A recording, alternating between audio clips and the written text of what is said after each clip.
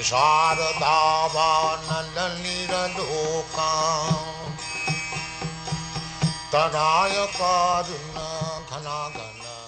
Krishna. Welcome to the lockdown program with Krishna under the umbrella of Govardhan Hill. Today we are reading and discussing the most beautiful Śrīmad-Bhāgavatam.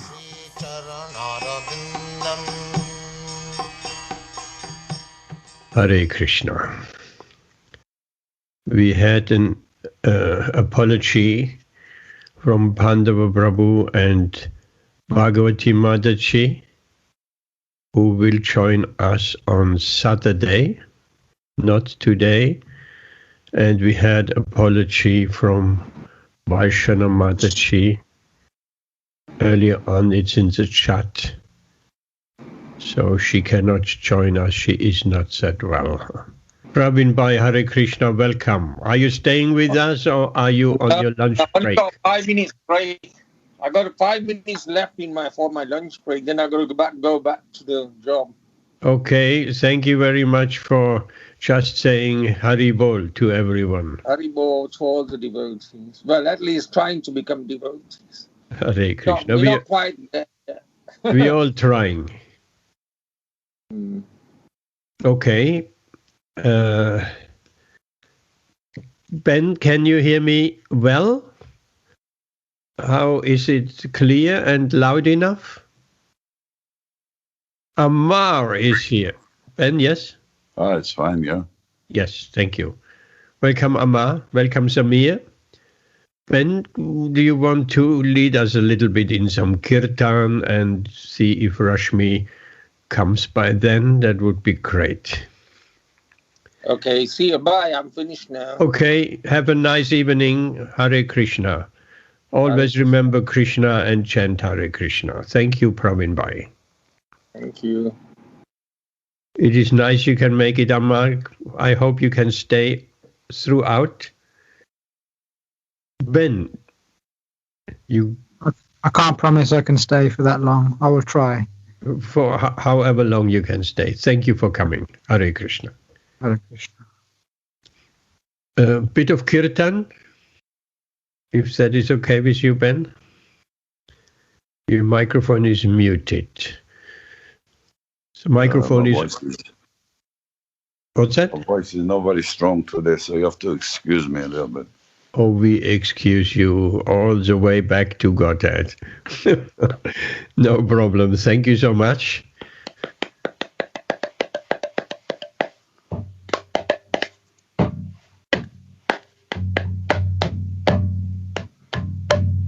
Namah Vishnu Padaya Krishna Prestaya Bhutale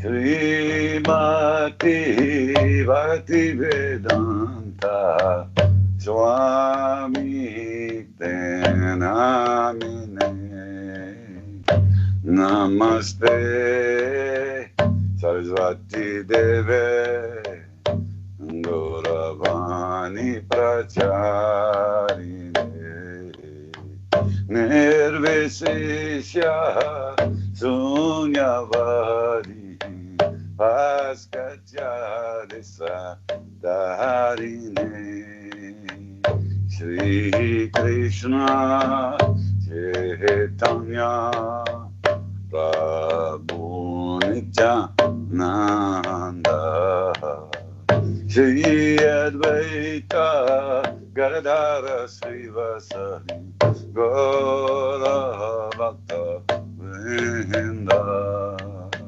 Shri Krishna Chaitanya Prabhu Nityananda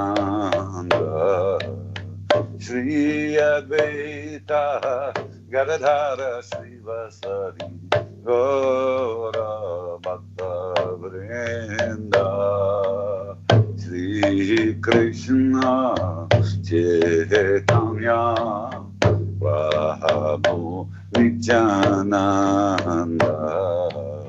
Shri Advaita Gadadhara Srivasari Gaura Bhakta Vrinda. Hare Krishna, Hare Krishna, Krishna Krishna, Hare Hare, Hare Rama, Hare Rama, Rama Rama, Hare Hare, Hare Krishna, Hare Krishna, Krishna Krishna, Hare Hare, Hare Rama, Hare Rama, Rama Rama, Hare Hare, Hare Krishna, Hare Krishna, Krishna Krishna, Hare Hare, Hare Rama, Hare Rama, Rama Rama, Hare Hare, Hare Krishna, Hare Krishna, Krishna Krishna, Hare Hare, Hare Rama, Hare Rama, Rama Rama, Hare Hare, Hare Krishna, Hare Krishna, Krishna Krishna, Hare Hare, Hare Rama, Hare Rama, Rama Rama, Hare Hare, Hare Krishna, Hare Krishna, Krishna Krishna, Hare Hare, Hare Rama, Hare Rama, Rama Rama, Hare Hare, Hare Krishna, Hare Krishna, Krishna Krishna, Hare Hare, Hare Rama, Hare Rama, Rama Rama, Hare Hare, Hare Krishna, Hare Krishna, Krishna Krishna, Hare Hare, Hare Rama, Hare Rama, Rama Rama, Hare Hare, Hare Krishna, Hare Krishna, Krishna Krishna, Hare Hare, Hare Rama, Hare Rama, Rama Rama, Hare Hare, Hare Krishna, Hare Krishna, Krishna Krishna, Hare Hare, Hare Rama, Hare Rama, Rama Rama, Hare Hare, Nitai Gaura Hari Bo, Hari Bo, Hari Bo, Nitai Gaura Hari Bo, Nitai Gaura Hari Bo, Hari Bo, Hari Bo, Nitai Gaura Hari Bo, Jaya Nitai Sachi Sundara, Nitai Sachi Sundara, Nitai Sachi Sundara, Nitai Sachi Sundara, Jaya Nitai Sachi Sundara, Nitai Sachi Sundara, Nitai Sachi Sundara, Nitai Sachi Sundara, Jaya Giri Govardhan, Giri Govardhan, Giri Govardhan, Jaya Giri Govardhan, Jaya Giri Govardhan, Giri Govardhan, Giri Govardhan, Jaya Giri Govardhan, Jaya Jaya Prabhupada, Prabhupada, Prabhupada, Prabhupada, Jaya Jaya Prabhupada, Prabhupada, Prabhupada, Prabhupada, Jaya Jaya Gurudev, Gurudev,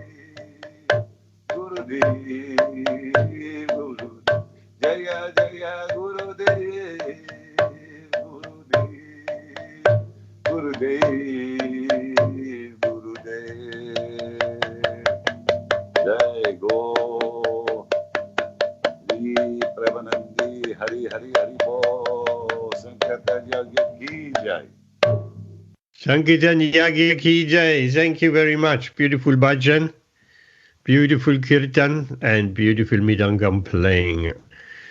Hare Krishna. Everyone, let's welcome Amar Ben Dharm Chayantibai Samir. Welcome to today's Wednesday lockdown session with Krishna under the umbrella of Govardhan Hill on the 27th of January 2021. It's almost February, and in just 2 months' time, it is a year since this whole COVID problem started in March last year, the lockdown, and the time has passed by just in a lightning flash. So 1 year passes by just like that, so a lifetime passes by like that too. But we are here of discussing and hearing Śrīmad-Bhāgavatam, and as we heard in the story with Shukadev and the parrot, Shuka the parrot, Lord Shiva said, nobody unauthorizedly can listen to this Bhagavatam because this Bhagavatam makes one immortal. Now that's a very important point. We're studying here the Bhagavatam and we're becoming immortal. Hare Krishna. So let's go to the Bhagavatam. It is already here in the chat area. That is the first canto, 4th chapter, text 32. Text 32, so everybody can pull that up. And I would like Amar to give us a reading, if that is okay with you. Give us a reading of that text 32. How is that, Amma? Are you all right with that? First canto. This should be okay. Just bear with me 1 moment. I'm just bringing that up. Thank you so much. Hare Krishna, Krishna Krishna, Hare Hare. Hare Rama, Rama Rama, Hare Hare, Hare Krishna, Krishna Krishna, Hare Hare, Hare Rama, Rama Rama, Hare Krishna. The microphone is all yours, Amar. Om Namo Bhagavate Vasudevaya. Om Namo Bhagavate Vasudevaya. Om Namo Bhagavate Vasudevaya. The translation is, as mentioned before, Narad reached the cottage of Krishna, Dvapayana Vyasa, on the banks of Saraswati, just as Vyasadeva was regretting his defects. And the purport by Srila Prabhupada is as follows: is the vacuum felt by Vyasadeva was not due to his lack of knowledge, but Bhagavata Dharma is purely devotional service of the Lord, to which monist has no access. The monist is not counted amongst the Paramhans,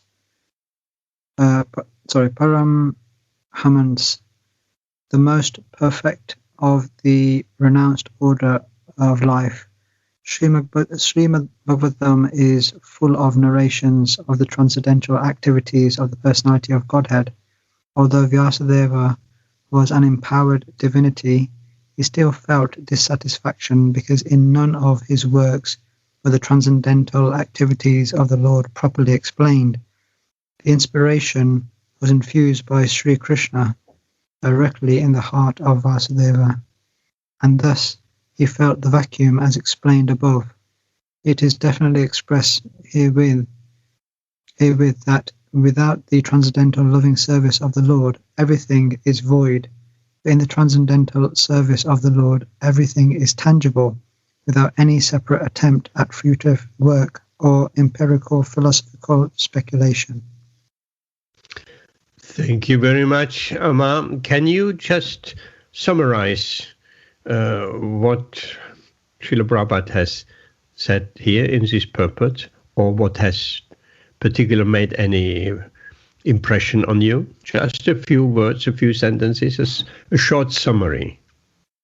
I think it's the whole process of our interpretation of slowly reaching Krishna. Obviously, we're a long way away, still on 1.4.32 of the Śrīmad-Bhāgavatam, but that's my understanding of it. Okay. Narada has reached the cottage of Krishna Vyasa, so this is a journey for Narada. Okay, thank you very much. We don't really want to say interpretation, because there is no room for any interpretation. Our understanding, the same thing we just talked last week to Amit. He said, my interpretation would be like this and this. We don't want to give our interpretation. There is no value of that. But our understanding, yes, we may have different levels of understanding, of course. So there is a bit more to it. Let's look a little bit deeper. First of all, the Saraswati. What's the Saraswati? Anyone? The Saraswati River. We hear quite a lot in the Puranas and Mahabharata as well. What's the Saraswati? Where is the Saraswati flowing? Shamir, any answers? Ben. Would that be in Vrindavan or somewhere like that? No, in Vrindavan is a Jamuna. And the Ganga is in Mayapur, and of course going all the way to the Himalayas. Ganga has her source in Gangotri, up very much in the Himalayas. So what is then the Saraswati? Where today, where do we see the Saraswati? Rashmi, you are quite learned in geography. Where is the Saraswati River? I'm not sure, Prabhuji. I think it's somewhere in the middle. Yes and no. Anyone? Saraswati River? Was it Rajasthan? Yeah, Rajasthan. Yes and no. Actually, the Saraswati River is not manifest today. It's earlier on in the verse we heard it's in Badarikashram. Badrinath. Badrinath, yes. Badarikashram, Badrinath, same thing. So it is a very spiritual river, and it is said it still flows underground throughout India, not visible. Even so, some say the Saraswati River is just a mythical river. It doesn't really exist. No, it has existed, and it has been flowing overground. Now it's flowing underground, and satellite images and so on still reveal the riverbed which is underground of the Saraswati River. It's a very important river. So we know, of course, here Saraswati, Vyas was on the bank of the Saraswati because Vyas is up in the Himalayas. He's in Badrinath, Badarikashram. So here we hear, what are the monists? Who are the monists? Srila Prabhupada makes a point here. Bhagavad Dharma is purely devotional service of the Lord to which the monist has no access. So perhaps it is important to know who has no access. What is a monist? Anyone? Ben, what's a monist? Right, a monist is someone who believes in God, but they only believe in one God, in a kind of impersonal way. Yes, that's an important bit. Impersonal way. Mono, stereo, mono, all one. Monist means one. Because if you get this, someone is called a monotheist. Yes. If someone is a monotheist, it means they believe in one God. Yes. Like in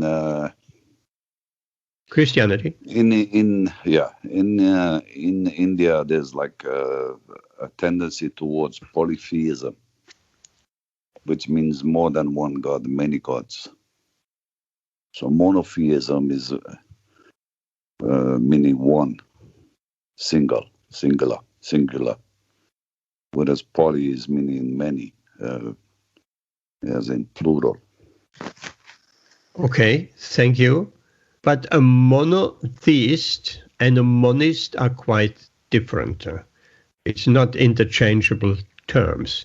Monotheism is exactly as you just explained, but a monist is generally an impersonalist, as you explained also.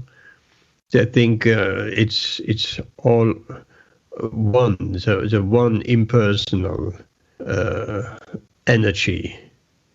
So, okay, that's a monist. Here we hear the monist has no access to the Bhagavad Dharma. Why doesn't have a monist no access to the Bhagavad Dharma? That's a good question to ask Rashmi. What do you say? Why a monist or an impersonalist has no access to the Bhagavad Dharma or Śrīmad-Bhāgavatam? Any idea? Samir? Ben?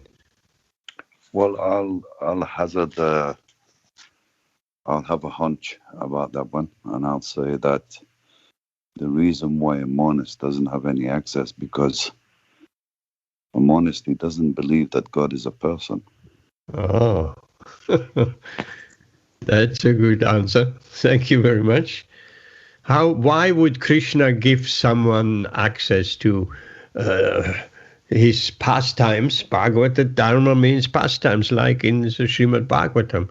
Why would Krishna give someone access who doesn't have a relationship with him, who is an impersonalist, who thinks Krishna is just an energy? Krishna is not a person. So Krishna reserves himself that right.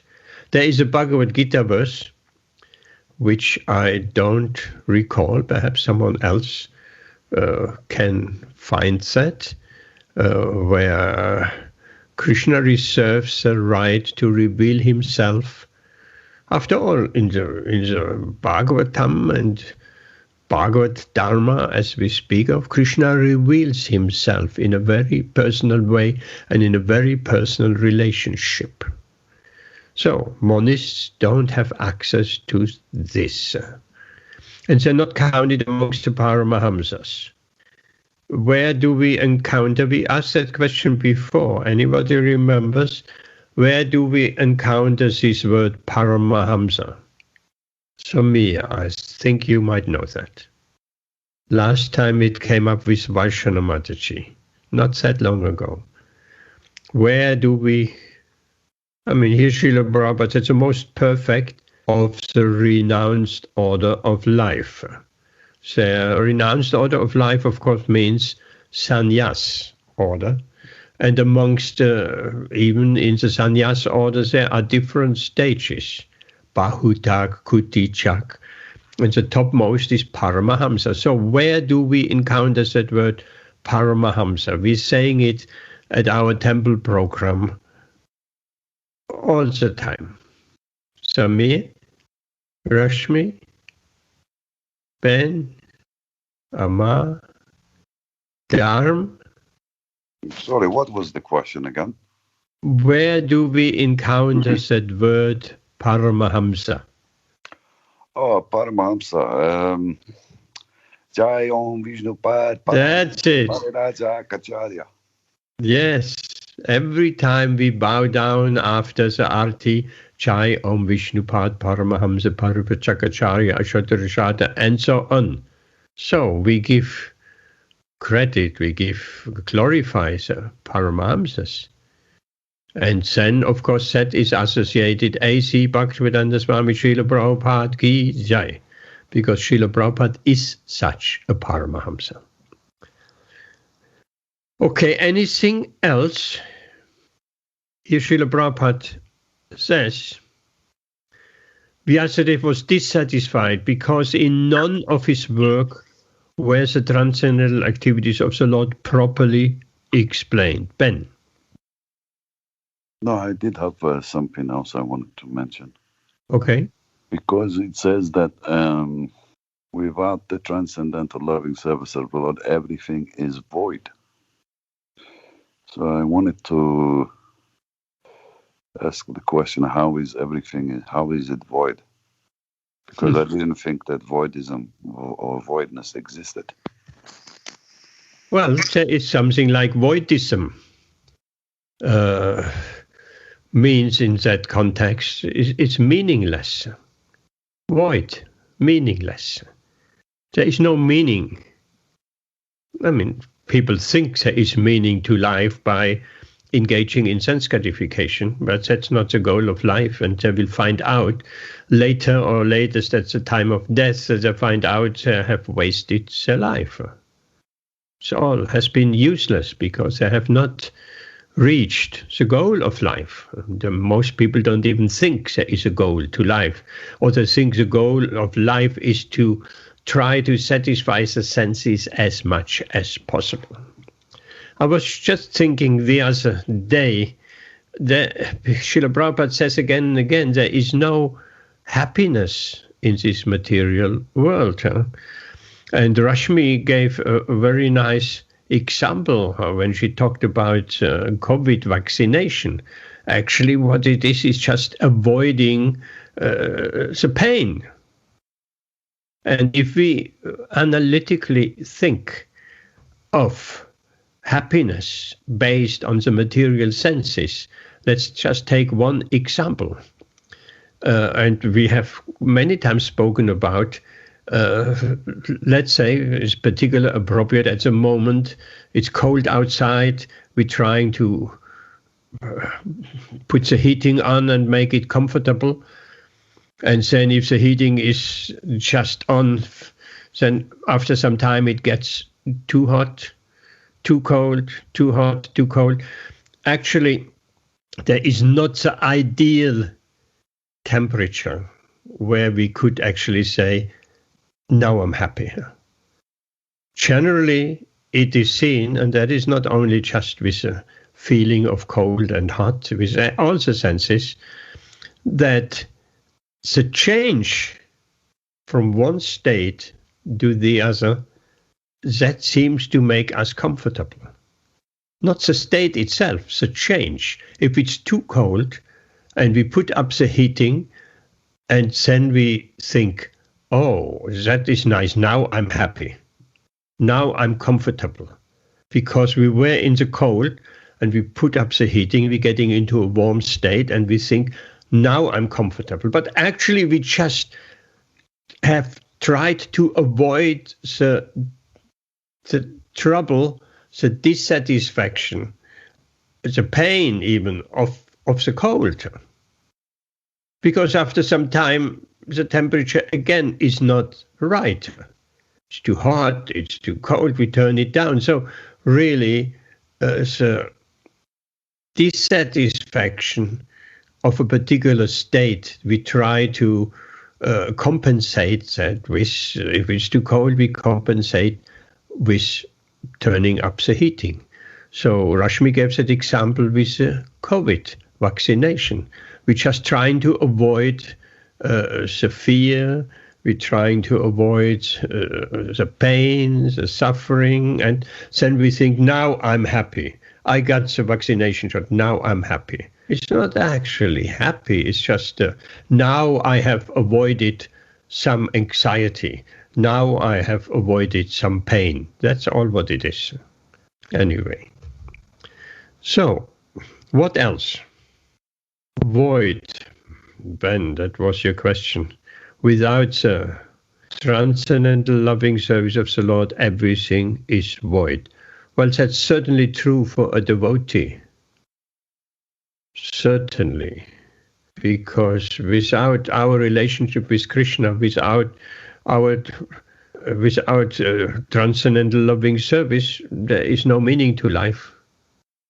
And that's not only true for devotees, that's true for everyone, but people don't generally realize that, and they're just trying to compensate that with all types of intoxication, all types of sense gratification to fill that void. It is said, actually everybody looks for Krishna. Everyone. Why? Naturally, we're looking for Krishna because he's a source of everything. There where we come from, we're all looking for Krishna, but people have that void also, that dissatisfaction within the heart. And say all what they're trying to do is filling that void with any amount of sense pleasure and sense gratification, which of course doesn't work. Because if it would work, as promised in advertising, if you take this product and this and that, you will be happy. But how long does that happiness last? We have a material desires, we think that will fill the void. And we pursue it, and we accomplish that desire, we get that wanted imaginary happiness. And then after some time, again the void is there. Because we are not satisfied with any amount of material comforts. We are not satisfied. Oh, you have to go. Okay. Nice you came at least for a short time. Thank you so much. And thank you for reading the verse as well, the text and purport, and giving a summary. Hope we'll see you soon again. Hare Krishna. Chant Hare Krishna to your offspring. I'm sure you do that anyway. Thank you, Hare Krishna. Hare Krishna. Bye. So, yes, we've people filling that void, that don't know that necessarily, but they're filling that void with all types of artificial sense gratification, and it doesn't work, and then they need to move on. One desire is fulfilled, the next desire comes, and that is fulfilled, the next desire, the next. And actually, I just talked the other day with someone, in that pursuit of happiness by sense gratification, that stimulus of sense gratification has to become more and more outrageous. One has to turn the temperature up to get the same level of relief, really, of filling that void. You need more and more sense gratification. Bhagavad Gita 7:25. What is that? Can you read it, Ben? Is a verse is saying, I am never manifest to the foolish and unintelligent. Yes. For them I am covered by my eternal creative potency, Yoga Maya, and so the deluded world knows me not, who am unborn and infallible. Beautiful. Thank you very much for that verse. Yes, Hare Krishna. So, okay, that was a little bit on the void that void. Everybody tries to fill that void.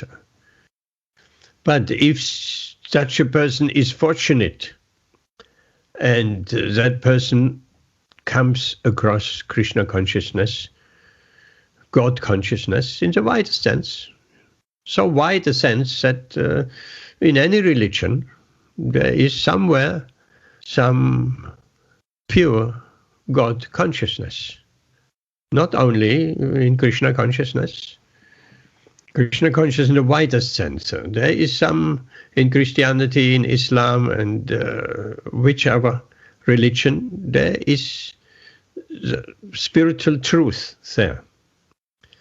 And then that void actually gets filled. And real satisfaction in the heart will arise. Just like Vyasadeva, he felt that void. He felt that dissatisfaction. Even though he has explained the whole Mahabharata and everything, yes, Krishna is included and everything, but he hasn't really explained the transcendental loving pastimes between Krishna and his devotees. Therefore he felt that void, which Narada Muni will point out as we go along. Okay, anything else on this verse, or shall we move on to the next, to 33? Okay, Rashmi, you want to take on 33? Text 33. First canto, first chapter. Text 33. Tamibhyagya sahasa pratyuthya gatam munihi pujayam asa vidhivan naradam sura pujitam. Translation. At the auspicious arrival of Sri Narad, Sri Vyasadeva got up respectfully and worshipped him, giving him veneration equal to that given to Brahmaji the creator. Vidhivan. Vidhi means Brahma, the first created living being. He is the original student as well as the professor of the Vedas. He learnt it from Sri Krishna and taught Narad first. So Narad is the second Acharya in the line of spiritual disciplic succession. He is the representative of Brahma, and therefore he is respected exactly like Brahma, the father of all vidhis, regulations. Similarly, all other successive disciples in the chain are also equally respected as representatives of the original spiritual master. Thus ends the Bhaktivedanta purports of the first canto, fourth chapter of Śrīmad-Bhāgavatam, entitled Appearance of Sri Narad. Thank you, Hare Krishna. You can say something about that verse, please? So here the sages are saying that Narad appeared. So Narad, when a sage, saintly person appears in your house, that's always that's very auspicious. When a saint or a devotee appears in your house, that's auspicious. So here it is saying it is the auspicious arrival of Sri Narad. So that was one point. And the other point was how Vyasadeva is respecting him. So so that is Vedic culture, when there is somebody who is in position or in like a guru in position. He may be age-wise younger to you, but if his position is higher to you, then he is respectable, he is worshipable. So the person junior will get up. He will never remain seated. He will always he will get up when that person arrives. He will pay obeisances to him. He will wash his feet. He will sit at a position lower than that the guest who has arrived. So these are all Vedic ways, the vidhis, the regulations by which a senior person is respected. So that's the other part, that he got up respectfully and worshipped him, and he gave him the same respect which you would give to the to Brahma. So that means, though Brahma is not his direct teacher, his teacher is Narad, but because he is in the same disciplic succession, he is to be given the same respect as Brahma, no less. Okay, thank you. Great. You covered all the points. Here Srila Prabhupada makes the point. Narada is the second Acharya in the line of disciplic succession, which comes from Brahma, because what is our disciplic succession called? Anyone? Brahma Madhav. More than that? Gaudiya. Brahma, Madhava, Gaudiya, Vaishnava, Sampradaya. Yes. Brahma, Madhav, Gaudiya, Vaishnava.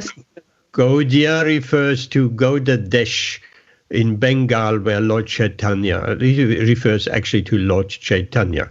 So from Brahma to Madhva, who is Madhva? Madhvacharya is he's the teacher of he's the Acharya of the Brahma Sampradaya. Yes, very important personality, Madhvacharya. Where did Madhvacharya receive the Vedic knowledge from? Anyone? Rashmi? I don't know. Actually, Madhvacharya, and there's a nice video as well. Madhvacharya had the darshan. He went to the Himalayas and he had the darshan of Vyasadeva.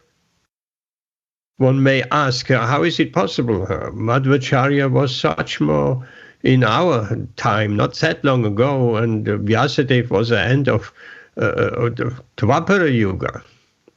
So the answer is Vyasadeva. Actually, Vyasadeva eternally resides in the Himalayas, even today. Even today. These great sages and yogis, they can extend their lifespan to as long as they wish. So, in that disciplic succession, Madhvacharya then that traces itself to Lord Chaitanya and to our recent acharyas. Okay, anything else can be said to that beautiful shloka? The last shloka in the 4th chapter. Anyone wants to mention anything else? Samir, anything more? No problem, I'm fine, thank you. Okay, so we move on. Maybe Samir, you can take that next shloka. Yes, just because it's the end of the 4th chapter. Yeah, you have to put the link up again for the 5th one, otherwise it... I just clicked next, and the 5th chapter came up, and then I clicked text 1, but I'm happy to put on the link. That makes it a bit easier. 151. It is up and running. So, Samir, the microphone is all yours.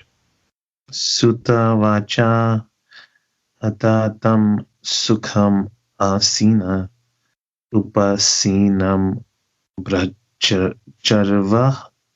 charavaha deva rishi praha viprarisasim vina pani samayana iva. Translation and purport by His Divine Grace Prabhupada Ki Jai. Sutta Goswami said, thus the sage amongst the gods, Narad, comfortably seated and apparently smiling, addressed the rishi amongst the Brahmins.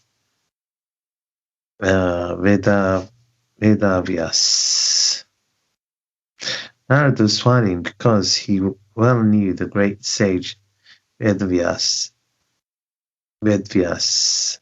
and the cause of his disappointment. As he will explain gradually, Vyasadev's disappointment was due to insufficiently in presenting the science of devotional service. Narad knew the defect and it was confirmed by the position of Vyas. Okay, can you say something about it? Yeah, just going back, obviously Narad was welcomed and he was comfortably sitting now. And he's saying here that he knows that obviously Vyasadeva is a little bit disappointed because the point of devotional service is not coming across very clearly. So Narad knew that, but I think as time goes on a little bit further, they'll start to explain, and then, but I think the reason why Narad was smiling is because he knew that this is going to be rectified, if you like, and this is now going to be explained very nicely to us. Okay, great. Thank you. I liked how you said not fully explained. Srila Prabhupada, in the last verse, he mentioned insufficiently. So he explained it in the Mahabharata, yes, but insufficiently, not fully. And now, of course, with the Śrīmad-Bhāgavatam, Vyasadeva is fully, absolutely 100% fully explaining the Bhagavata Dharma. And then, of course, his disappointment disappears. One thing I wanted to mention, I observed that, Samir, when you say purport by His Divine Grace, Prabhupada, we always trying, or most of the time almost, we're saying Srila Prabhupada. Generally not His Divine Grace Prabhupada. We don't say that.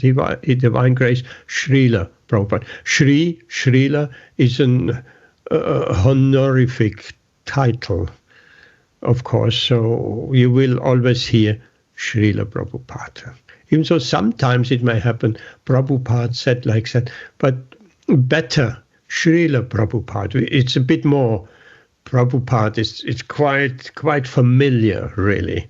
We say Srila Prabhupada is more fitting to our position, really. Okay, anything else can be said to this shloka? How did Narada know? That could be asked, that question. How did Narada, Vyasadeva has not said anything. How did Narada know? Rashmi, what do you think? How did Narada know? Because this dissatisfaction had been created by Krishna himself in Vyasadeva's heart. And Narada is also an incarnation of Krishna. You have observed very, very well. In the previous verse it was mentioned. This dissatisfaction was actually created by Krishna in the heart. And our dissatisfaction will be also created by Krishna in the heart. And if we feel dissatisfied with our own spiritual progress, then Krishna is just showing us we need to move ahead. And besides this, the spiritual master knows the heart of the disciple perfectly well. We have heard so many pastimes, so many stories, so many accounts of Srila Prabhupada looking at the devotee straight into his heart. Not only this lifetime, seeing many, many lifetimes we have uselessly spent in this material world trying to fulfill our material desires. So devotees have mentioned Srila Prabhupada was just like an X-ray. Rashmi. I have heard, Prabhuji, that an acharya or a guru, the difference between a teacher and an acharya, a teacher, the student has to ask the question, but the guru or the acharya actually knows. He already knows the questions, the perplexities in the disciple's heart. So even without asking, he will solve them. That is what I have heard. Yes, that is very beautiful. That is very beautiful. He can read the question in the disciple's heart. X-ray vision. And of course, why? Because the acharya, or let's say the pure devotee, he is intimately connected with Krishna. And Krishna is in everybody's heart. So if the pure devotee is connected with Krishna, he's almost like the super soul in the heart of the disciple. He knows from Krishna as much as Sanjaya knew exactly what was happening on the battlefield of Kurukshetra. So the spiritual master knows what is in the heart because Krishna is revealing it to him. Okay, anything else, or shall we move on to the next verse, which is text 2 of the 5th chapter. What about Ben? You want to tackle that? Text 2 of chapter 5. Are you there, Ben? Okay, yeah. I'm here. Text 2, chapter 5. Narada Vacha Parasharya Mahabhaga Bhavata Kasid Atmana Parityusyati Sharira Atma Manasa Evava. Translation. Addressing Vyasadeva, the son of Parasara, Narada inquired, "Are you satisfied by identifying with the body or the mind as objects of self-realization?" Purport by His Divine Grace A.C. Bhaktivedanta Swami Śrīmad-Bhāgavatam. This was a hint by Narada to Vyasadeva regarding the cause of his despondency. Vyasadeva, as the descendant of Parasara, a greatly powerful sage, had the privilege of having a great parentage, which should not have given Vyasadeva cause for despondency.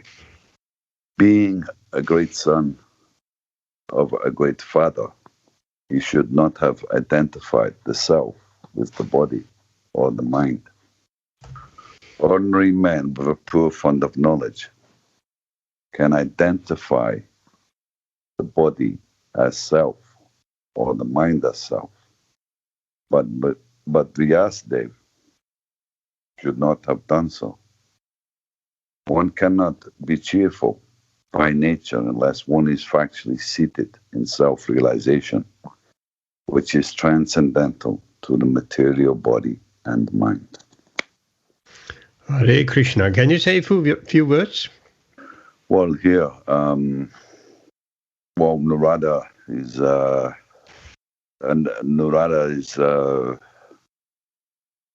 in a way, is kind of, is playing with his disciple in a way.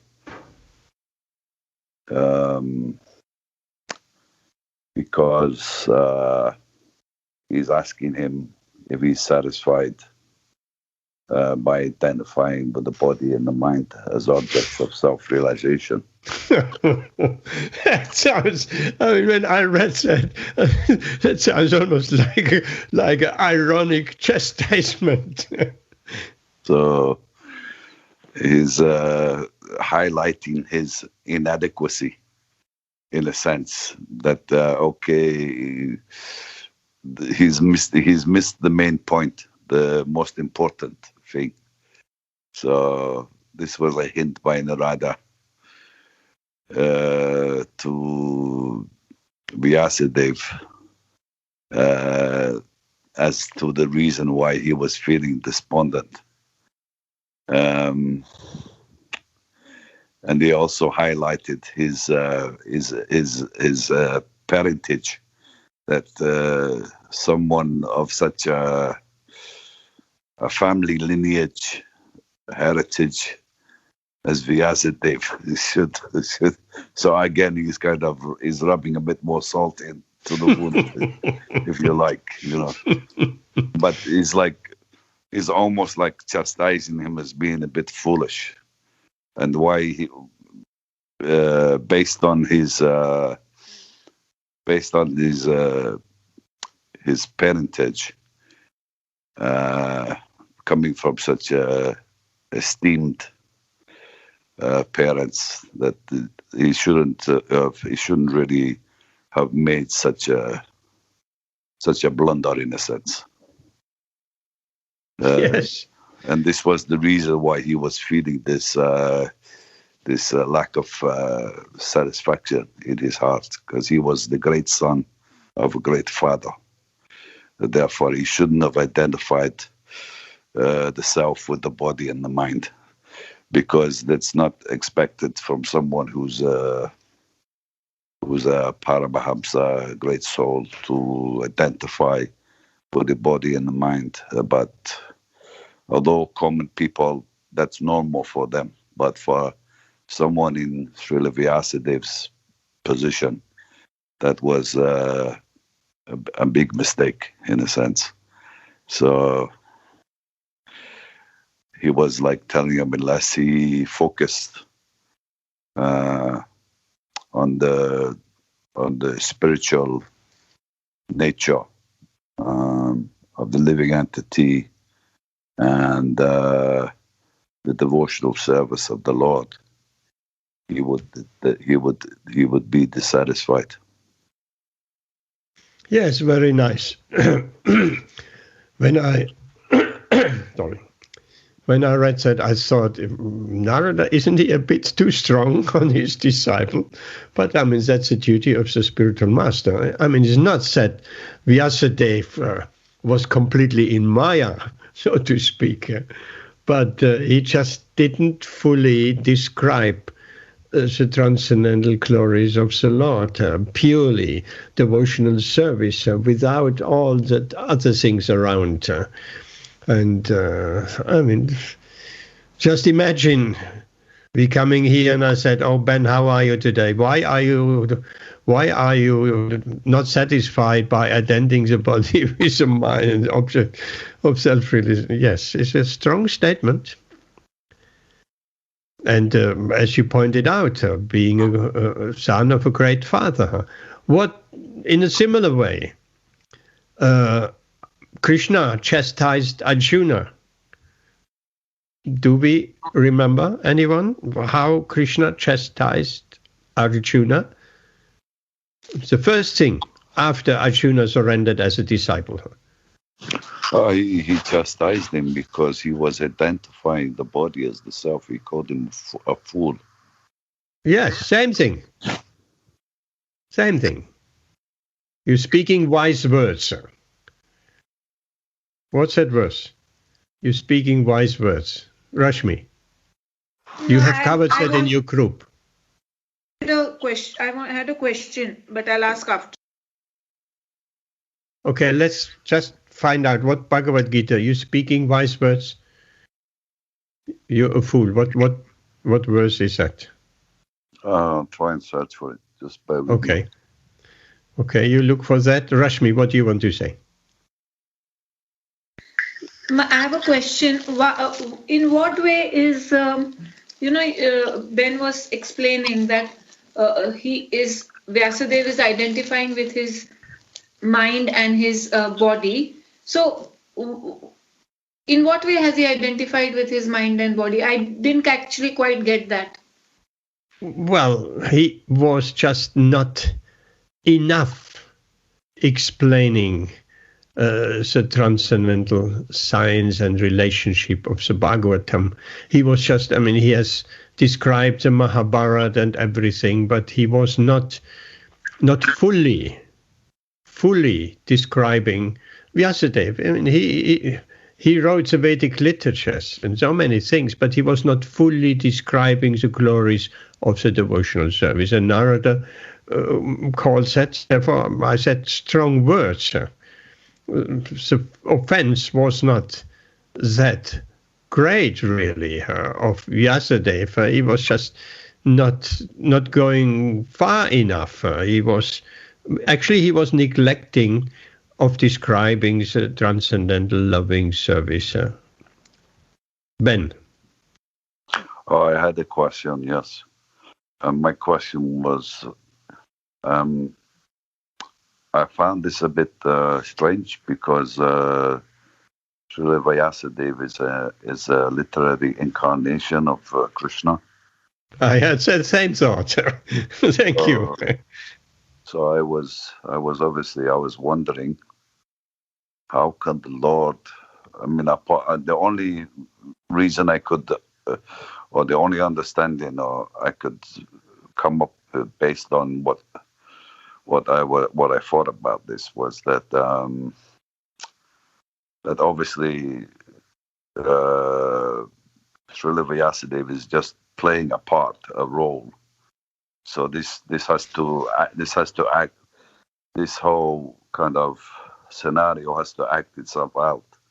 So Krishna just is in the, although Srila Vyasadeva is an incarnation of Krishna, and he's a fully cognizant, omniscient being like Krishna, but he's just performing a role in his pastime. This is his pastime.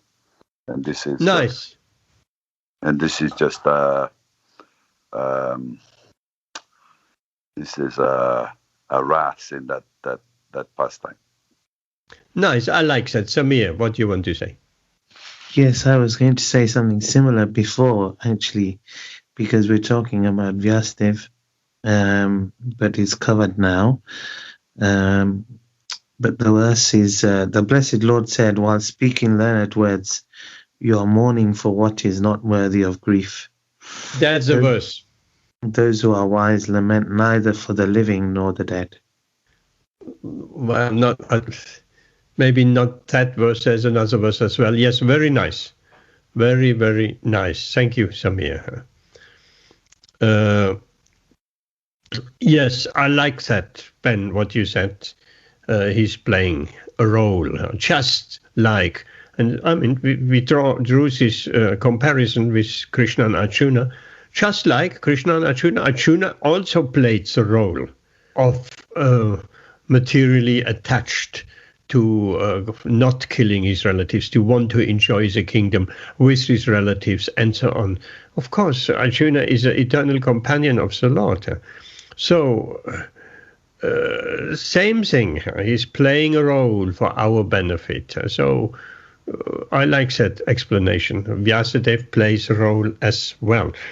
And after all, he got kind of chastised in kind of strong words, really, for not explaining the Bhagavatam. Mahabharata, yes, all fine. Vedanta Sutra, great. Vedas divided and distributed to disciples, wonderful, but something is missing. And he brought that out. Without Narada Muni's interference, although Vyasadeva has felt the void, or felt there was something missing by Krishna's inspiration, but without, and we hear as we go on that Narada Muni gives him clear instruction now to write the Śrīmad-Bhāgavatam. Ben, anything more? Nothing more, but I did find a verse in relation to Krishna not revealing himself to everyone and anyone. Okay, let's hear. Well, it's in the purport of chapter 11, text 52 in Bhagavad Gita. Okay. I'll post it. It's all right. Okay. Okay, thank you. Samir, yes, that was a proper verse. You quoted while speaking learned words, you are mourning for what is not worthy of grief. Those who are wise lament neither for the living nor for the dead. And here Srila Prabhupada in that very purport writes, the Lord at once took the position of the teacher and chastised the student, calling him indirectly a fool. So, okay. So as with Krishna and Arjuna, so with Narada and Vyasadeva, because both is student and disciple, spiritual master and disciple. Anything else to that verse, or shall we move on? Ben, anything else? Your mic is on. Oh, sorry about that. I didn't realize. Okay, so let's move on to text 3, 153. Very short. Rashmi, you want to take that and perhaps the next one as well? 153. 153. Text 3. Jigyasitam susampanam apite mahad adbhutam kritvan bharatam yastvam sarvatha paribhrimitam. Translation. Your inquiries were full and your studies were also well fulfilled, and there is no doubt that you have prepared a great and wonderful work, the Mahabharata, which is full of all kinds of Vedic sequences elaborately explained. Purport. The despondency of Vyasadeva was certainly not due to his lack of sufficient knowledge, because as a student he had fully inquired about the Vedic literatures, as a result of which the Mahabharata is compiled with full explanation of the Vedas. Okay, you want to go on to the next as well? Text 4.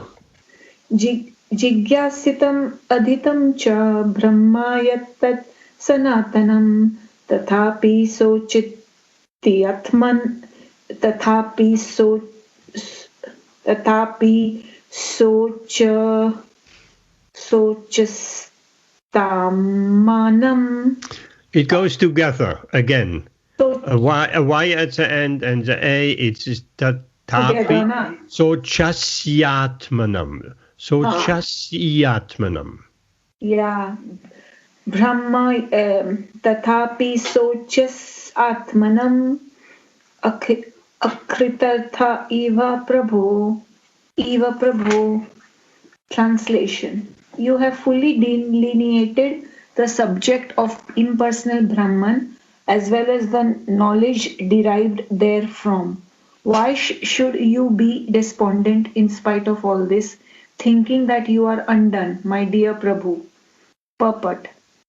The purport. The Vedanta Sutra or Brahma Sutra, compiled by Sri Vyasadeva, is the full deliberation of the impersonal absolute feature, and it is accepted as the most exalted philosophical exposition in the world.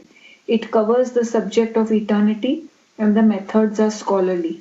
So there cannot be any doubt about the transcendental scholarship of Vyasadeva. So why should he lament? Okay, say a few words about that. So Narad is asking his student, that you have done such a great job of the Mahabharata. Everything has been explained in detail.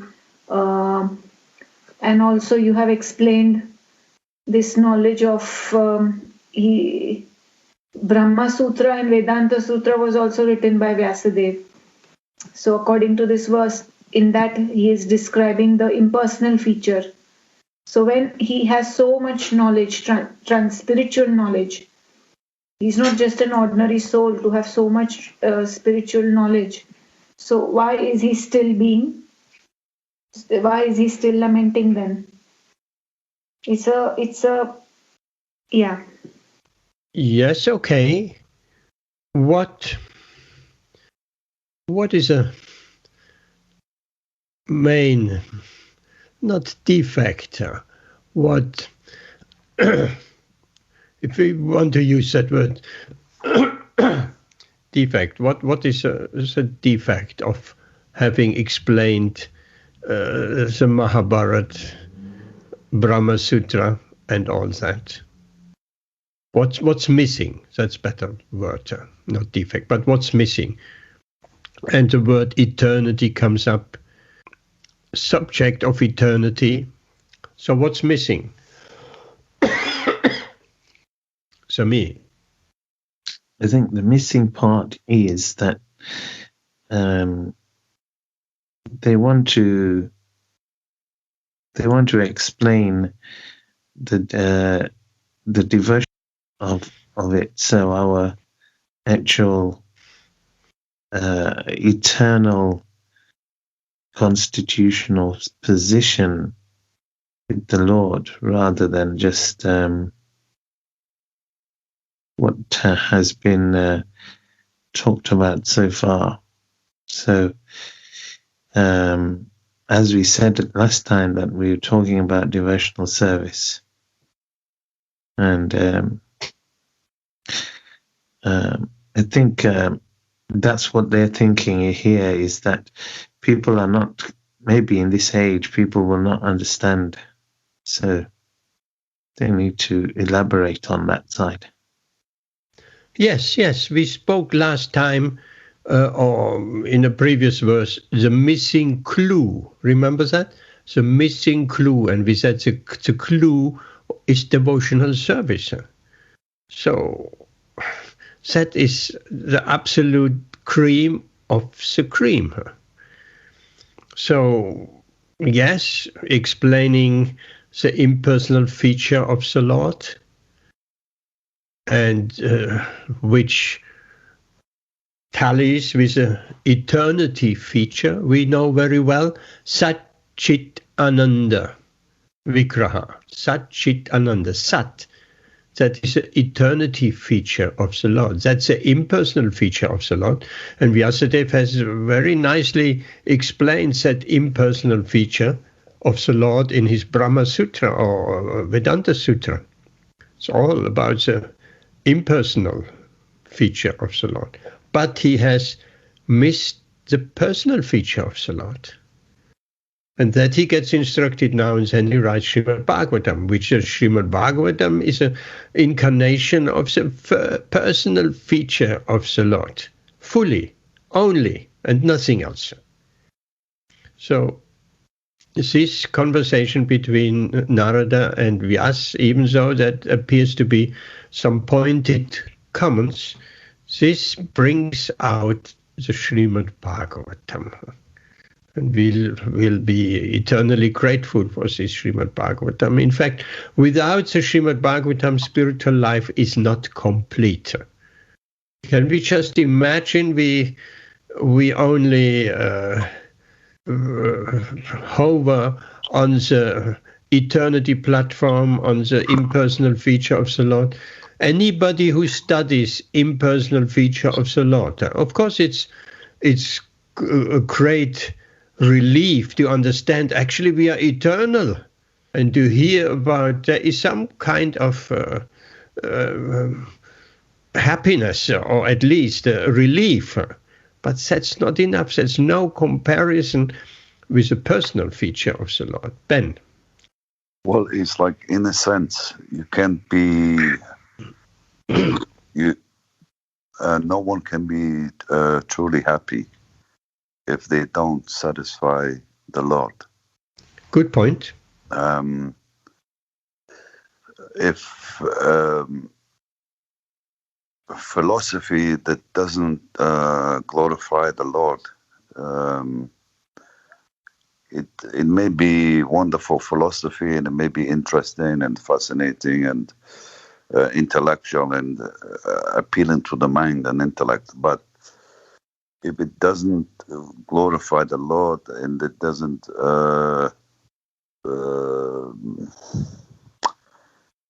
if it doesn't satisfy the Lord, then the individual, they can be satisfied, because it's like, if it doesn't glorify the Lord, then it's almost useless and worthless, in a sense. That's kind of philosophy. like Yes. personal philosophy, etc., empiric kind of philosophy.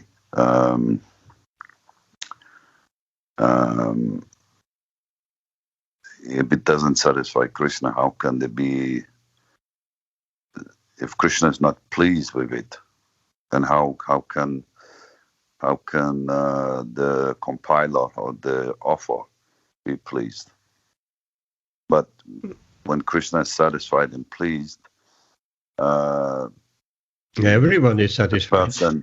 the person who's responsible for composing the philosophy, because they've satisfied and pleased Krishna, so they automatically become satisfied and pleased themselves. Yes, that is exactly up to the point. That is exactly the point. And I may relate, I talked about that before, to a personal experience long time back, probably more than 40 years, 50 years maybe. I somehow or other, I got a book into my hand, a really big book. It was from Paul Brunton, who is a well-known impersonalist. The Wisdom of the Overself. That was in German at the time. And I studied that, and it was just all appealing to the mind. I understood very little, but somehow or other I was just kind of addicted of reading that and going through these pages by pages and complicated explanations. But I wasn't satisfied with that. I wasn't satisfied. I kept on searching and searching and searching. But once I received the Bhagavad Gita, the first day, the first hour I received this Bhagavad Gita, I knew I'm at the end of my search. I found. And that search has led me on all kind of strange avenues here and there and this and that. But yes, that explains exactly that unless the Lord is glorified. And what Bhagavad Gita verse comes to mind? I mean, the Lord is glorified, it means, of course, surrendering to Krishna. Surrendering to Krishna means glorifying Krishna. That's what the devotee does, glorifying Krishna. What Bhagavad Gita verse comes to mind? Opposite to just our mental exercise, our intellectual exercise. What Gita verse? I tell you the Sanskrit, Rashmi, you tell me the meaning. Bahunam janmanam ante. Bahunam janmanam ante. Jnanavamam prapadyante. Bahunam janamanam ante. After many births. That's it. Jnanavan is one who is knowledgeable. I admire your Hindi analytical skill. It's absolutely great. Jnanavam mam prapadyante. Mam is mine. So somebody who has knowledge of me, I'm guessing that's what it's saying. Yes. After many births and death, one who is in knowledge, who is wise, he has actually finally, after many births and death of philosophical speculation, he surrenders unto me. Sa Mahatma Sudurlabha, such a great soul is very rare. Yes. So if we don't glorify Krishna, we hover on the impersonal level. Our intelligence is not pure and our mind is not pure. Then we won't be satisfied. Nice picture, Vyasadeva and Narad, Hare Krishna. I think that was the last verse for tonight. That was 154. And next time we go further. So we have a little bit of Kirtan because it is Wednesday. It is almost 9:30. Rashmi, are you ready for Kirtan? Harmonium out, no more excuses. No, Prabhuji, I'm really not having time. Oh no. Ben did already the beginning Kirtan. If you want me to do a bit of Kirtan, you have to wait 1 or 2 minutes until my harmonium is set up. What do you want to do? I will wait, but I don't know about others. I am happy to wait for your Kirtan. Who's happy to wait? Send a heart if you're happy to wait. If not, we're asking Samir to chant. I'm all right with that. That heart comes from Ben. Yeah, you don't want to chant Samir, do you? Okay. So, okay, I'll mute my microphone and give me 1-2 minutes. Hare Krishna.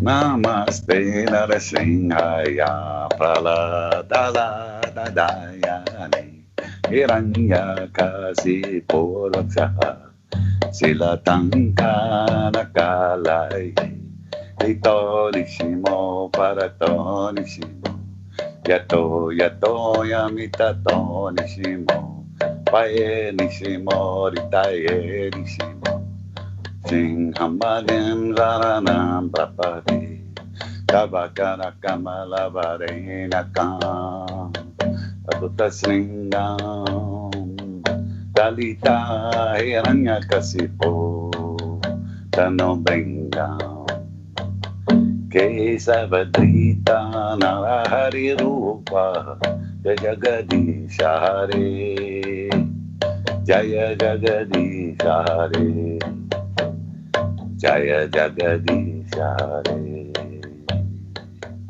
Jaya Nrisimhadev Nrisimhadev Nrisimhadev Jaya Nrisimhadev Jaya Prahlad Maharaj Prahlad Maharaj Prahlad Maharaj Jaya Prahlad Maharaj Jaya Prabhupada Prabhupada Prabhupada Srila Prabhupada Nitai Go Haribo Haribo Haribo Haribo. Jai Hare Krishna. Thank you very much. That was just the right thing to do. Thank you, Ben. You're very attentive of not just having the void.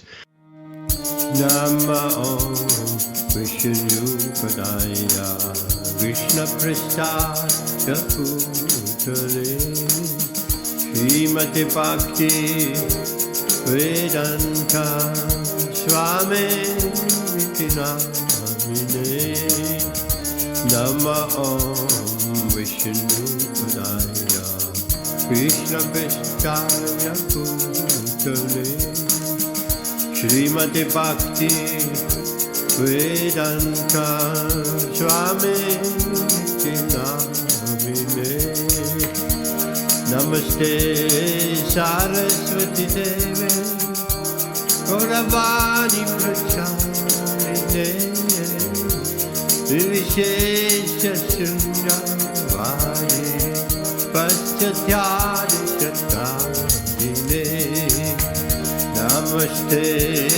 Saraswati Deve Gauravani Pracharine Vivishesha Shunyavadi Paschathyadi Chatarine Shri Krishna Chaitanya Prabhu Nityananda Shri Advaita Gattatha Shivasari Gaura Bhaktaringa Shri Krishna Chaitanya Prabhu Nityananda Shri Advaita Gattatha Shivasari Gaura Bhaktaringa Shri Krishna Chaitanya Prabhu Nityananda Shri Advaita Gata Shivasari Gaura Bhaktarinda Jaya Shri Krishna Chaitanya Prabhu Nityananda Shri Advaita Shivasari Gaura Bhaktarinda Shri Krishna Chaitanya Prabhu Nityananda Shri Advaita Gata Shivasari Gaura Bhaktarinda Jaya Shri Krishna Chaitanya Prabhu Nityananda Shri Advaita Gata Shivasari Gaura Bhaktarinda Jaya Gaura Bhaktarinda Jaya Gaura Bhaktarinda Jaya Gaura Bhaktarinda Jaya Gaura Bhaktarinda Hare Krishna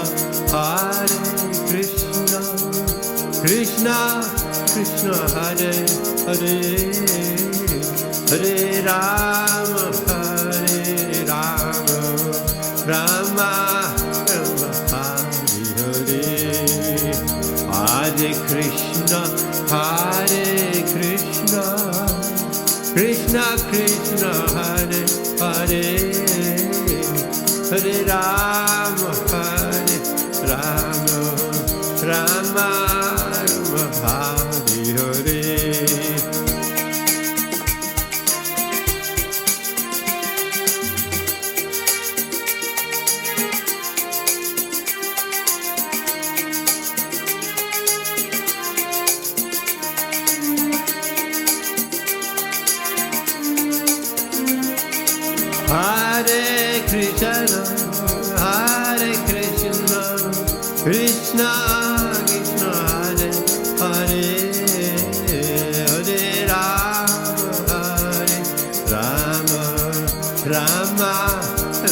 Hare Hare Hare Krishna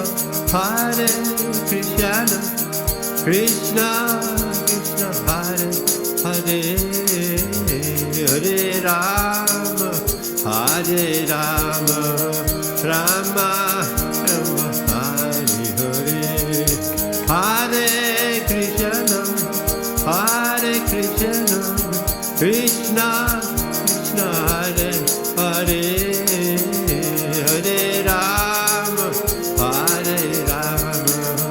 Rama Rama Hare Hare Hare Krishna Krishna Krishna Hare Hare Hare Rama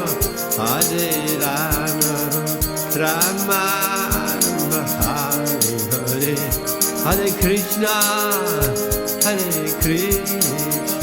Krishna Krishna Hare Hare Hare Rama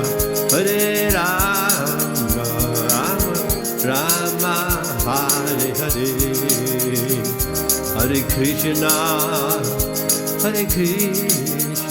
Krishna Krishna Hare Hare Hare Rama Rama Hare Hare Hare Krishna Krishna Krishna Hare Hare Hare Rama Rama Rama Hare Hare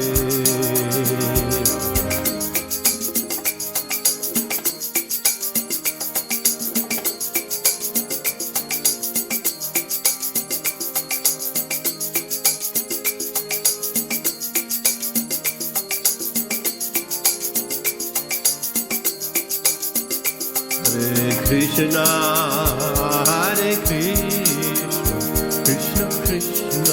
Hare Hare, Hare Rama, Hare Rama, Rama Rama, Hare Hare, Hare Krishna, Hare Krishna, Krishna Krishna, Hare Hare, Hare Rama, Hare Rama, Rama Rama, Hare Hare, Hare Krishna, Hare Krishna, Krishna Krishna, Hare Hare, Hare Rama, Hare Rama, Rama Rama, Hare Hare, Hare Krishna, Hare Krishna, Krishna Krishna, Hare Hare, Hare Rama, Hare Rama, Rama Rama, Hare Hare. Jaya Radha Madhava Radha Madhava Radha Madhava Radhe, Radha Madhava Radha Madhava Radha Madhava Radhe.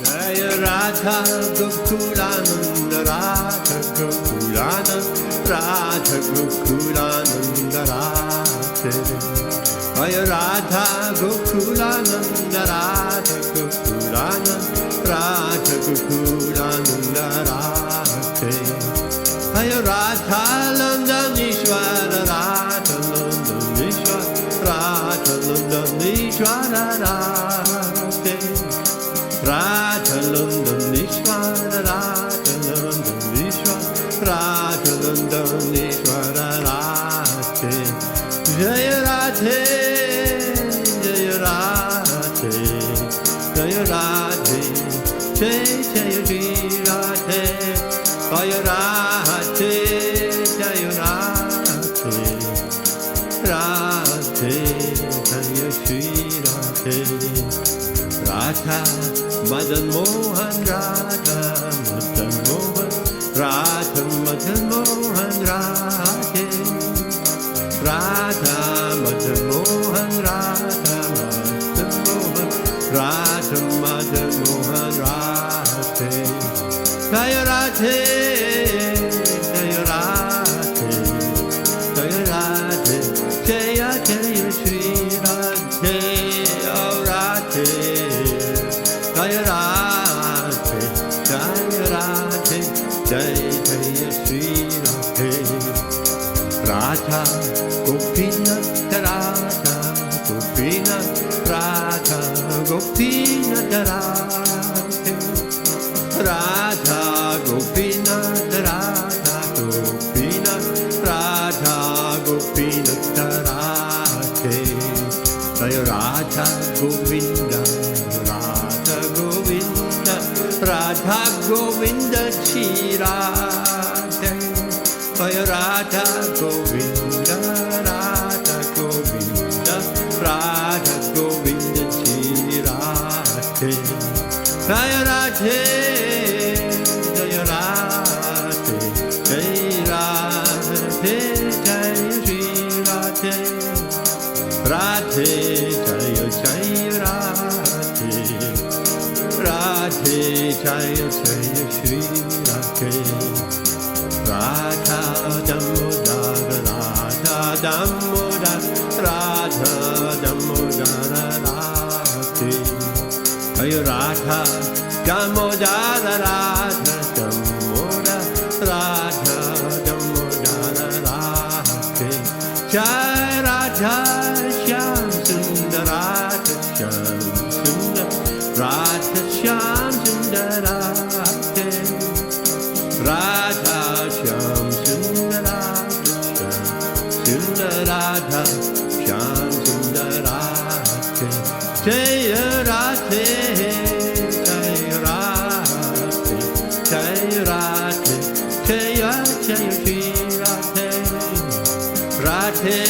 Jai Jai Radhe, Jai Radhe, Jai Jai Shri Radhe.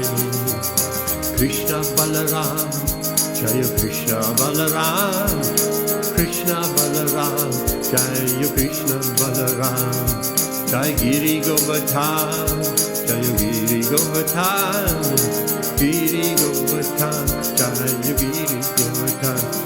Jai Nitai Sachishundar, Nitai Sachishundar, Nitai Sachishundar, Jai Nitai Sachishundar.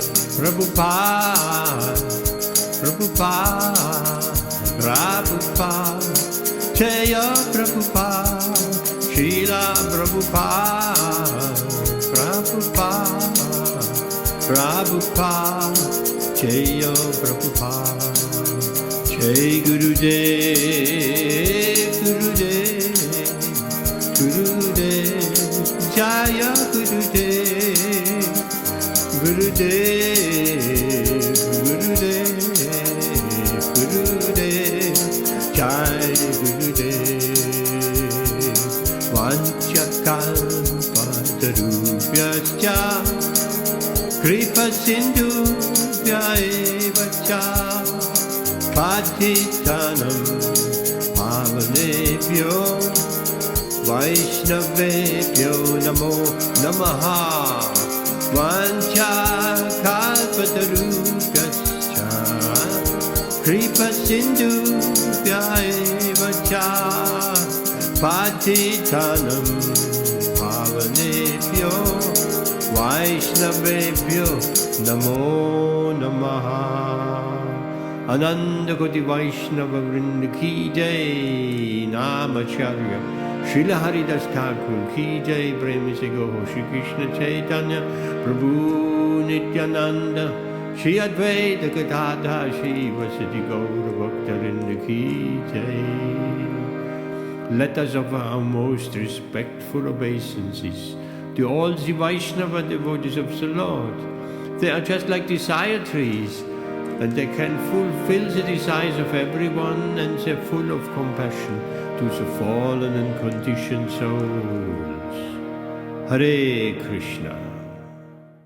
Prabhuji, I have a question. Yes, please.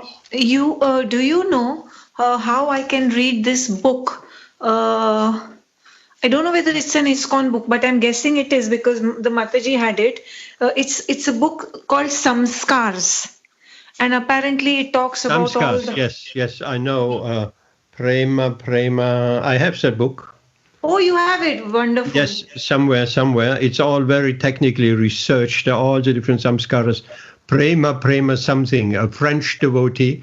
I know him personally. He was in France when I was in France, and he compiled, said, taking help of the Hari Bhakti Vilas, and yes, it is very nice. Yeah, because I want to read about this, the samskars which are done at the time of death.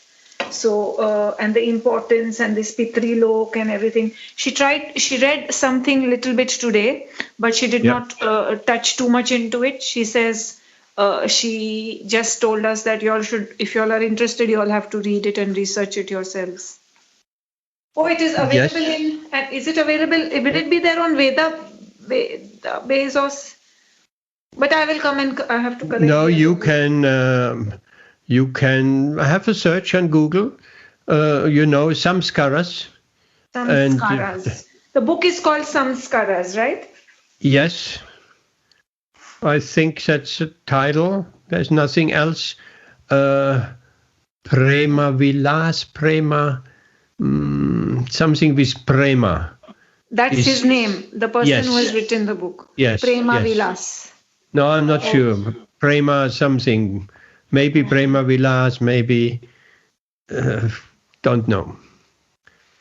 Don't remember. It's a long time back. I wouldn't even know where I have that book.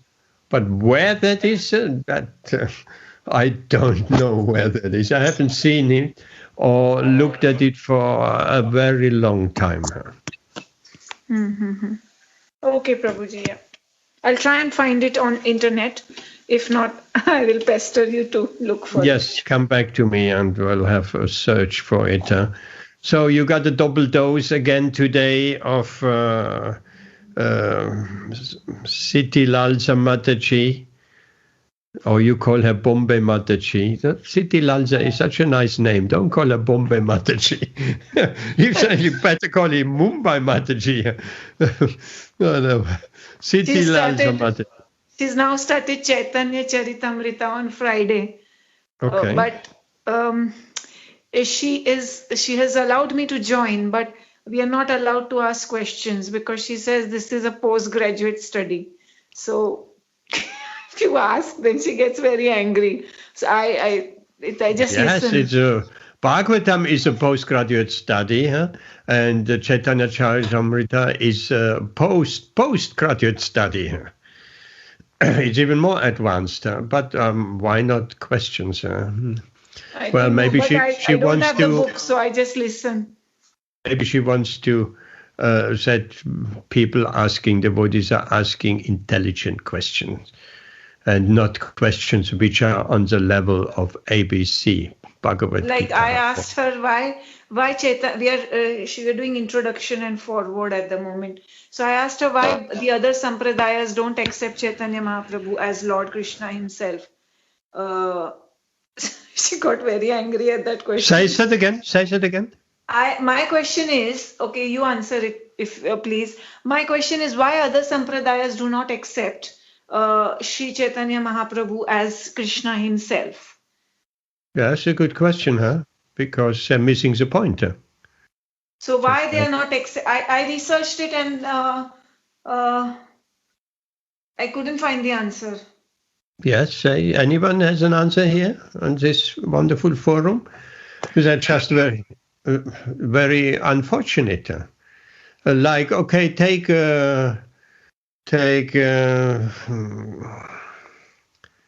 what's a sampradaya?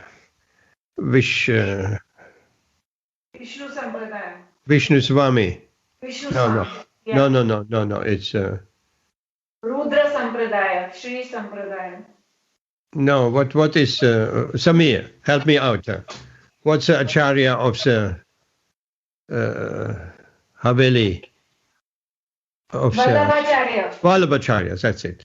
Yes, Vallabhacharya, he was a contemporary of Lord Chaitanya. And he saw Lord Chaitanya, he was familiar with Lord Chaitanya.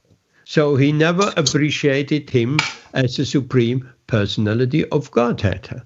So therefore the Vallabha Sampradaya, they don't incorporate, they don't accept Sri Chaitanya Mahaprabhu. That is a great misfortune. Therefore, they don't chant Hare Krishna, they chant Shri Krishna Charanam Mama, which is a nice mantra, but it's not the Maha Mantra. The Maha Mantra is meant for this age. Ben Vanchakalpa prayers, yes. So, that's why they are very unfortunate of not accepting Sri Chaitanya Mahaprabhu. They're tracing their line without Sri Chaitanya Mahaprabhu. And I mean, just look, what benefits we have of accepting Sri Chaitanya Mahaprabhu. Unbelievable.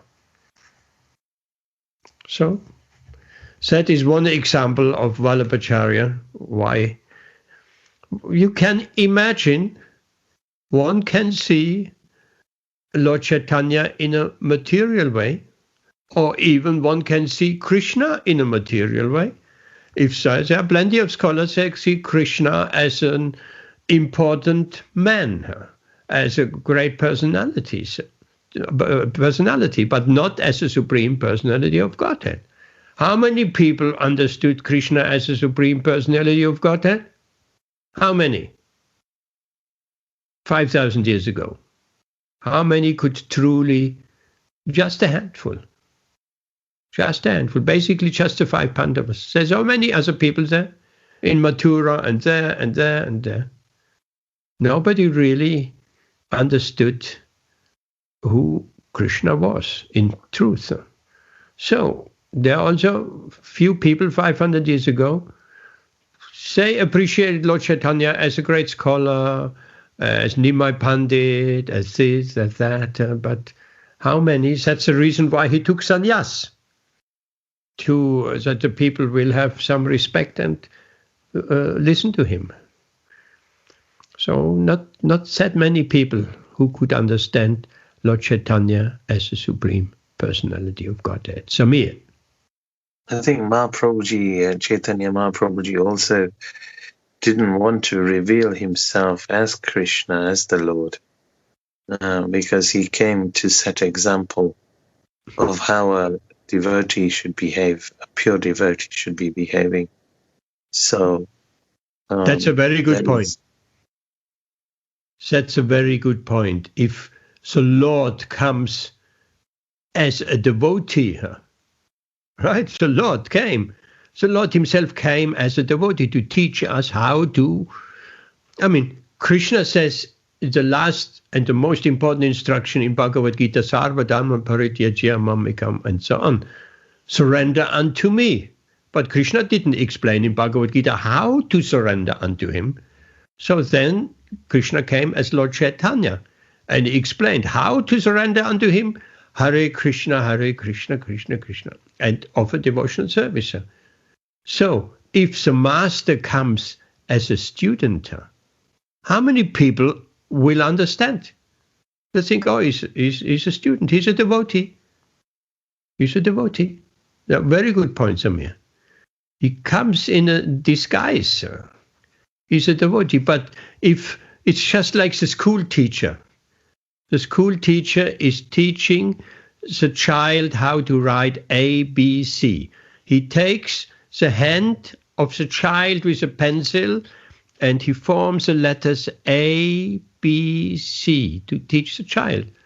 You have done that as parents. I'm sure every parent has done that. Takes the hand of the small child with a pencil and A, B, C. And the people who are less intelligent, they think, oh, he's just a student like everybody else. He's learning ABC. Looks the teacher. He's not a teacher. He's learning ABC. He's writing ABC.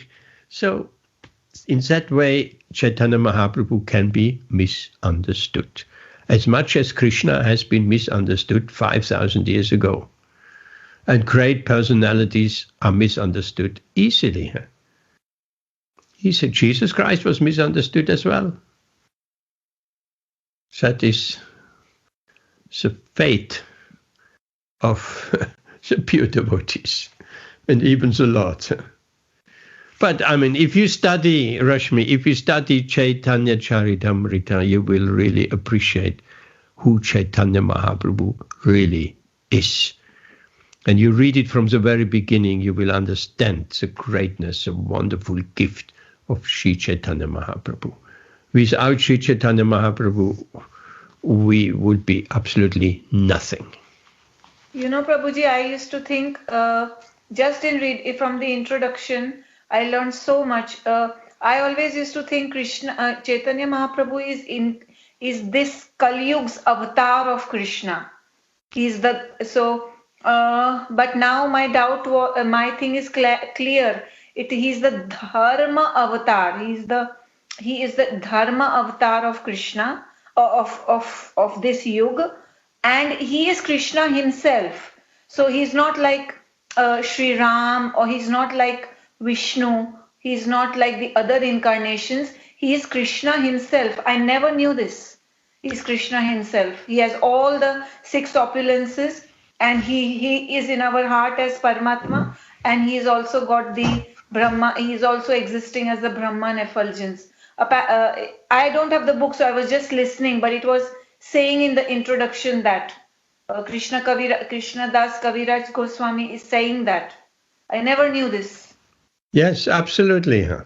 Just see, that is better to see Chaitanya Mahaprabhu, or he's a Kali Yuga avatar. He's an avatar. And sometimes we say like that, he's an incarnation of the Lord. But actually, the most confidential knowledge is he is the Supreme Lord himself. It's better to say he's an avatar than to say he's just a normal human being. He's a Jiva. No, he's not a Jiva. He's a Lord himself. And by studying Chaitanya Charitamrita, that becomes very, very clear. If you want a shortcut, a summary of everything in Chaitanya Charitamrita, you read the book Teachings of Lord Chaitanya. It's absolutely beautiful. Not that a year, 2 years ago, I read it again from beginning to end. Teachings of Lord Chaitanya. It has the entire philosophy and Lord Chaitanya, everything is there in that book. Why? Srila Prabhupada was not quite sure if he had allowed, Krishna is allowing him enough time to translate the Chaitanya Charitamrita in full, in all its volume, Adi, Madhya and Antya Lila. So he wanted to give the world and the devotees something in advance in case he couldn't finish that great work of Chaitanya Charitamrita. So he wrote in a condensed form Teachings of Lord Chaitanya. You will love it. And that is available online, I'm sure it is. Okay. Hare Krishna. Beautiful. How your ladies are doing, Rashmi? Your group? It's fine, Prabhuji. We do one verse at a time. Good. Yes, yes. Very nice. As I said. First time I told them to chant.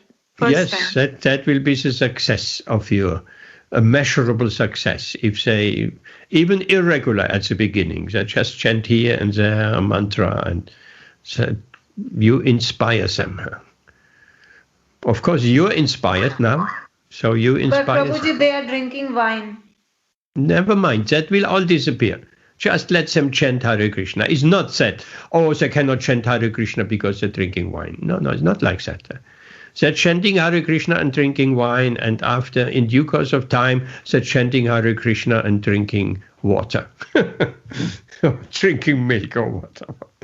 And leave the wine. That will come. They're just on the beginning, very, very beginning of the journey. And it may be in this lifetime or in next lifetime or many lifetimes. But, I mean, you have put them on the path. You are the Vartmana Pradarshika Guru. That person who puts someone on the path of Krishna consciousness. We all have such a guru. That lady who gave me that Bhagavad Gita, that Mataji, some 40 years ago or more, 43 in 75, she is my Vartmana Pradarshika Guru. She put me on the track of Krishna consciousness. And then there have been so many instructing spiritual masters along the way. Yeah, that's it. Hare Krishna. Be Guru. We all. Lord Chaitanya says. Take Krishna Upadesh. Don't remember that verse. Everybody preach this Krishna consciousness to everybody in the land. So, Yare Deke Tava Kara Krishna Upadesh. So, very important. We have to all become Guru. At least turn one person into a pure devotee. At one person in our lifetime, at least turn to us on the path of Krishna consciousness. At least one. If possible, many, many more. Here we stop. Thank you very much.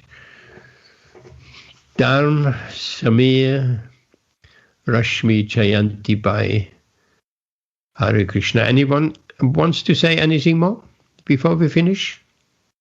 Oh, yes. Yes. I met, years ago, I met this woman in Nottingham, and I gave her a book and started to tell her a little bit about Krishna consciousness. Yeah. And that was the only time I saw her. Then about, I don't know, about 10, 15 years later, I met her again, and she was a devotee. Hare Krishna. Just that is you. That alone guarantees you a place in Goloka. Hare Krishna. Beautiful, isn't it? Yes, that's how it goes. We have to put actively, not, oh no, I cannot do that, I cannot. No, it's our duty How we ever gonna repay the debts we have incurred by having received Krishna consciousness? The debt to Srila Prabhupada. How we can never really neutralize that. We can't. But the only way of even trying to is by giving Krishna consciousness to someone else, and possibly at least one person in our lifetime. At least, if not possibly many more, as many as possible. It's a snowball effect. We receive Krishna consciousness to whatever degree we have developed, doesn't matter. We received it. We have a sacred duty of giving Krishna consciousness to someone else. Sacred duty. But someone they may say to you, how do you convince someone that God is a little blue man and he likes cows? And how do you convince someone? That's not very difficult. What do you prefer? God is being an old man with a beard who has lost the connection to the modern world, or God is a little blue person who is eating butter, who is enjoying himself, who is dancing and doing all kinds of naughty things. Which God would you prefer? So the chastising finger of God who angry at you, or the loving God you can be friends with, you can play with? Which God is more desirable? I think everybody would go for the second option. Don't you think so, Ben? And why shouldn't Krishna be blue? Well, I mean, I think that a lot of people, they don't have a personal concept of what God is like. That's a problem. But they have some kind of speculation in an impersonal way that God is like something impersonal. That's it. That's okay. That's a starting point, Rashmi. Prabhuji, you say Ben said about blue. How do you convince people about God who is blue? Yes. There are such. I don't like such people. There are these doctors, these Indian doctors, who are very oversmart, I would say. They say that why Krishna is blue? Because there is a condition, there's a heart condition called Fallit's tetralogy. I don't know whether you all have ever read this. So they say he's got that condition, which is why he stands like that with a bend, because the Fallit's tetralogy people, they get a bluish tinge when their heart is overworked. So they become blue in color because there's not enough oxygen in their body. And they will bend their limbs in a similar, not like Krishna, but Krishna's is very little, but it will be an exaggerated bend to improve their condition. So all these people will say like that. It used to be very common in medical school. They used to all make fun and say like that about Krishna. That can only come from a doctor, right? That can only come from a book, because everybody's projecting their own ideas on God. Everybody's projecting their own ideas. That's a problem. No real knowledge. And that people do that all over the world. Like we explained recently, in the Bible it says prosphagon, prosimo, all Greek words. Greek, which people don't speak Greek, of course, but that all Greek words for food.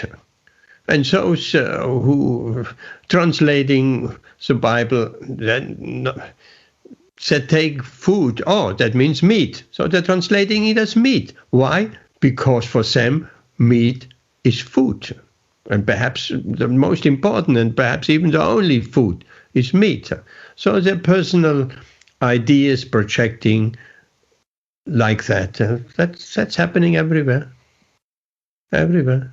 Everybody. But therefore, how important it is that we not projecting our own interpretation. Therefore, we don't like that word interpretation. We don't projecting our own ideas and go. No, we take it from the authority. We take it from the parampara. Full stop. Ben. No, when I was growing up, and I had some interest in religions, different religions, but I read all these different kind of descriptions about God from different faiths, but I never really liked any of them. The only one I have ever liked is the one from my understanding of Krishna from Bhagavad Gita and Śrīmad-Bhāgavatam. The other religions and faiths, their descriptions and the way they perceive God, I never ever was attracted to any of them ever. Yes, I mean, how can you love God if, like the Muslims say, no, he is Allah. They give him a name, but actually he is not a person. He is impersonal. Most Muslims think of God as impersonal. They're impersonalists. Allah the name only describes an attribute. Right, the Almighty, right? The name Allah means the Almighty One. Mm. So that is, in effect, his true statement. God is the Almighty One, but it's only an attribute of God. Yeah. So even the other, they say they've got 99 names for Allah, but all the names, they are not a personal name. They're only attributes of his character or his personality. Yes, take that, compares it with names like Govinda, the lover of the cows, Gopal, and so on. They're on a quite a different level, because the personal attributes comes in. So this personal understanding is so important. We just hear in these verses of Bhagavatam how important, beyond Vedanta Sutra and Mahabharata and everything, the personal aspect of the Lord. That's really satisfying to the heart. That's the cream of the cream. And as I explained the other week, Śrīmad-Bhāgavatam is a cream, and Bhagavatamritam is a cream of the cream, even more condensed.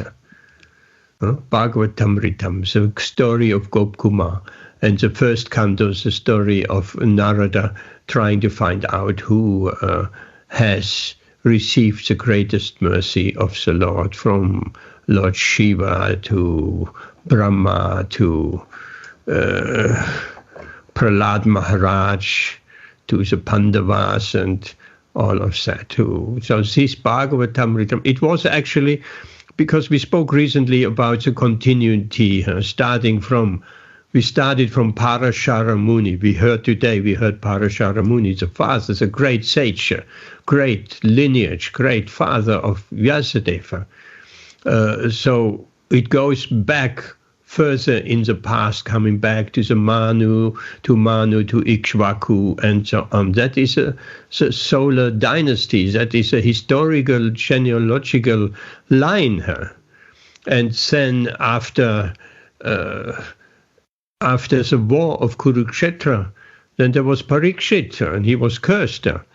And to die, and he heard the Bhagavatam from Shukadev Goswami, and then his mother Uttara, who in the womb she experienced Brahmashtra. So she said, now you're going to leave me, my son. Can you explain in a condensed form what you have heard from Shukadev Goswami? Because the women were not there. There were only the sages at the bank of the Ganga. So the mother was there, and then Parikshit explained in brief the nectar of the Bhagavatam. Therefore, it's called Bhagavatam Amrita. Amrita is nectar, Bhagavatamrita. And she questioned Parikshit, and Parikshit explains that Bhagavatamritam. So how does it go further? Then while and Rashmi, you will make the connection. While that conversation took place between Uttara and Parikshit Maharaj about the essence of the Śrīmad-Bhāgavatam, there was another person, Jaimini Rishi, was there as well. He heard that. And the disciple of Jaimini Rishi was Maharaj Chanamechaya, who did, and you mentioned that, Rashmi, who did that snake sacrifice because he was so angry that the snake killed his father. He wanted to destroy all the snakes. So then this Bhagavatamritam was related from Jaimini Rishi, who heard it, the conversation between Uttara and Parikshit, and that was related to Maharaj Chanamechaya. So it goes on and on and on, and today we're hearing this Bhagavat from Srila Prabhupada. So hearing, speaking. Hearing, speaking, hearing. There has to be proper hearing. It's not that Sutta Goswami was somehow as a speaking. No, he was hearing first. He was hearing. He was there at the Ganga. He heard it. Then he spoke with the Naimisharanya and so on. So this is all connected. We hear in the Bhagavatam later on, we hear about the snake sacrifice of Maharaj Chanamechaya. So this Bhagavatamritam, that is absolutely nectar of Goloka. The second canto, second part, describes everything about Goloka. Very, very personal, intimate pastimes of Goloka with Krishna and all the residents of Goloka. Here we go. Hare Krishna. Anything else? The nectar of the nectar of the nectar. One day we'll look into the Bhagavatamrita as well. We can. It's beautiful. It's not as big, as long as the Bhagavatam. Parikshit had also 4 sons, I have been learning.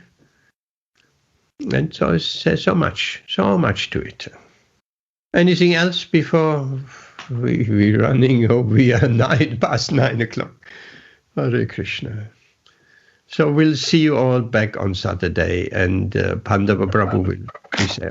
Yes, Rashmi. Prabhuji, you know Parikshit Maharaj's grandson.